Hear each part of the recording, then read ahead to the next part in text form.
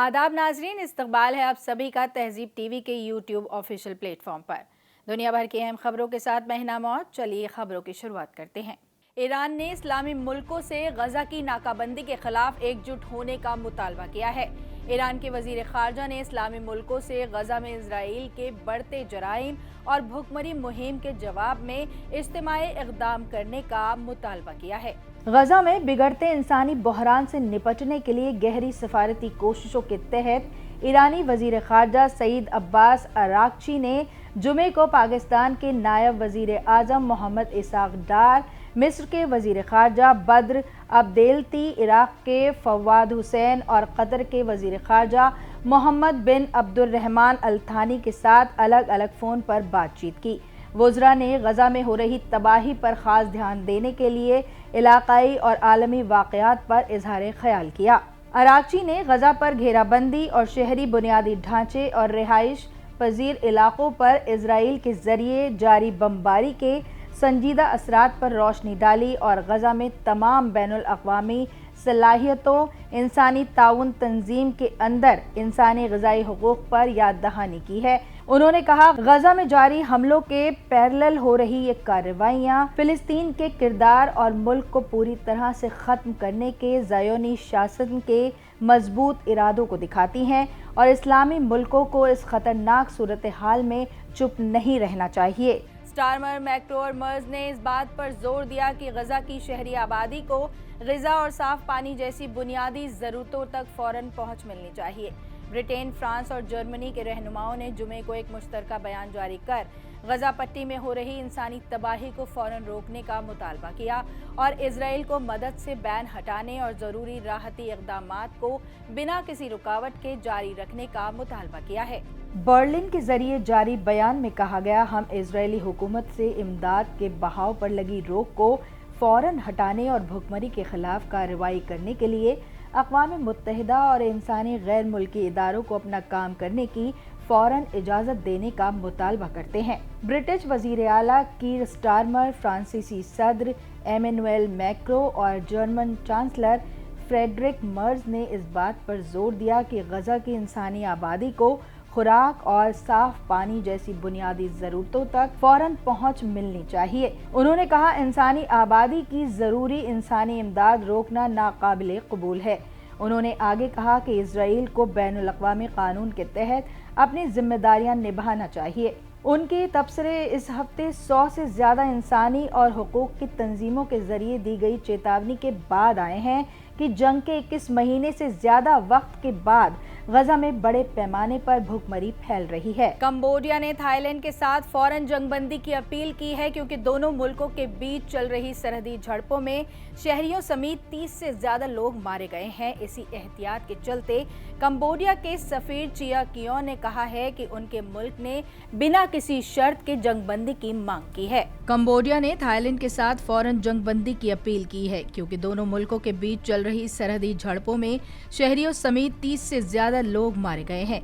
अक़वाम मुत्तहिदा में कंबोडिया के सफीर चिया कियोन ने कहा है कि उनके मुल्क ने बिना किसी शर्त जंगबंदी की मांग की है और कहा है कि नोम पे भी इस मसले का पुरअमन हल चाहते हैं।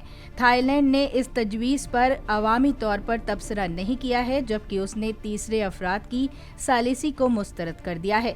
इससे पहले उसने कंबोडिया की सरहद से लगे 8 जिलों में मार्शल लॉ ऐलान कर दिया था। दोनों जुनूबी मशरक़ी एशियाई मुल्कों में कम से कम 32 लोग मारे गए हैं और लगभग 2 लाख लोग बेघर हुए हैं, जिन्होंने जुमेरात को एक दूसरे पर पहली गोलीबारी करने का इल्जाम लगाया है। इस बीच थाईलैंड के वजीर खारजा ने रॉयटर्स न्यूज एजेंसी को बताया है कि तीसरे फरीक की सालिसी की कोई ज़रूरत नहीं है, जबकि आलमी रहनुमाओं ने फौरी तौर से जंगबंदी अपील की है। जुनूबी मशरक़ी एशियाई आसियान के चेयरमैन मलेशियाई वजीर आजम अनवर इब्राहिम ने दोनों मुल्कों के बीच बातचीत को सहल बनाने की पेशकश की थी। गजा के तकरीबन 1/3 लोग बगैर खाए दिन गुजार रहे हैं।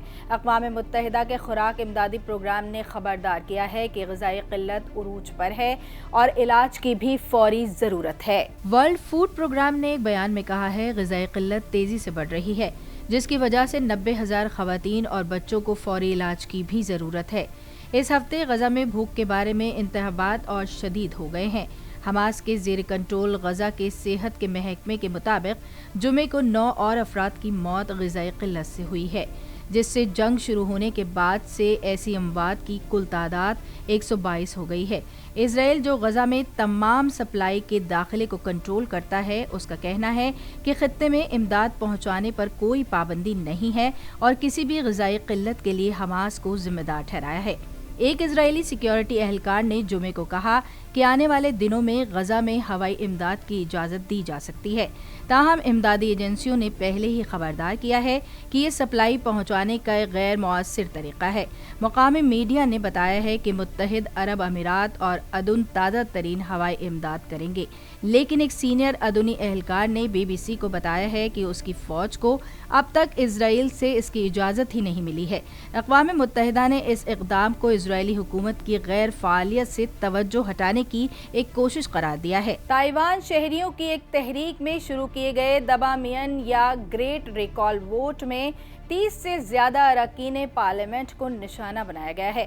الزام ہے کہ وہ چین کے ساتھ ہیں۔ تائیوان کے ہزاروں تائیوانی ووٹرز ایک بے مثال اور متنازع ووٹنگ میں حصہ لے رہے ہیں، جس کا مقصد چین کے زیادہ قریب ہونے کے الزام والے اراکین کو اقتدار سے باہر کرنا ہے۔ ریکال ووٹ میں 30 سے زیادہ اراکین پارلیمنٹ کو نشانہ بنایا گیا ہے۔ یہ ووٹنگ تائیوان میں اقتدار میں بیلنس کرنے کی پاور رکھتی ہے، جہاں ڈیموکریٹک پروگریسو پارٹی حکومت اور اپوزیشن کومنتانگ اور اس کے اتحادیوں کے بیچ مہینوں سے سیاسی کھینچتان بنی ہوئی ہے۔ وہیں اس مدعے نے تائیوانی معاشرے کو گہرائی سے تقسیم کر دیا ہے، جہاں بڑی ریلیاں اور تیکھی بحث ہوئی ہے۔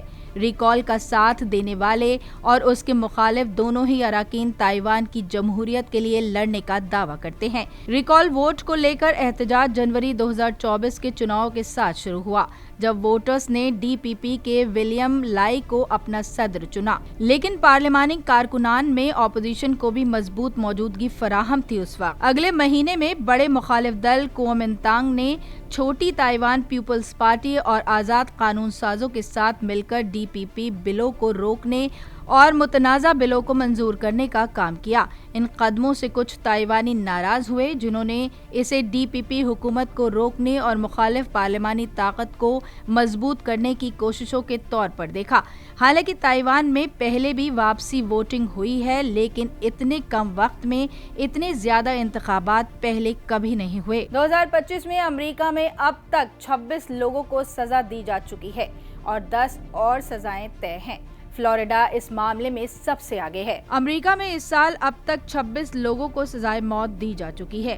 اس کے علاوہ سال کے باقی مہینوں میں 7 ریاستوں میں 10 اور لوگوں کو سزا دینے کی تاریخ طے کی گئی ہے۔ یہ تعداد 2024 اور 2018 میں ہوئی 25 سزاؤں کے اعداد و شمار کو پار کر چکی ہے اور 2015 کے بعد سب سے زیادہ ہے، جب 28 لوگوں کو موت کی سزا دی گئی تھی۔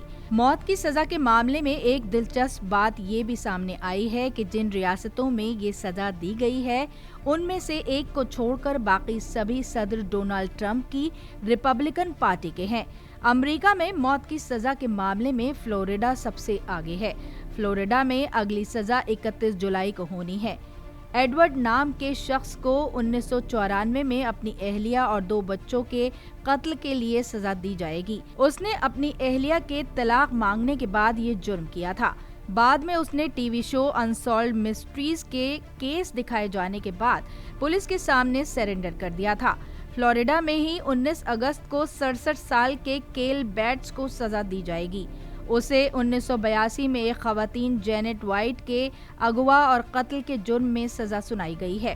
فلوریڈا میں حال ہی میں اس سال کی 10ویں سزا کی تاریخ طے کی گئی ہے۔ ٹینیسی میں 5 اگست کو 69 سال کے بائرن بلیک کو سزا دی جائے گی۔ یوٹا میں 5 ستمبر کو 67 سال کے رائفل لیارڈ مینیزین کو فائرنگ اسکواڈ سے سزا دی جائے گی۔ ٹیکساس میں 25 ستمبر کو 35 سال کے بلین ملم کو سزا دی جائے گی اور مسوری میں 14 اکتوبر کو لان سی شاکلی کو سزا دی جائے گی۔ ولادیمیر پوتن نے بار بار وعدہ کیا ہے کہ روس کی خدمت کے لیے بلائے گئے کسی بھی 18 سال کے نوجوان کو یوکرین میں لڑنے کے لیے نہیں بھیجا جائے گا، لیکن BBC کی ایک روسی جانچ میں پایا گیا ہے کہ پچھلے 2 سالوں میں اس عمر کے کم سے کم 245 فوجی وہاں مارے گئے ہیں۔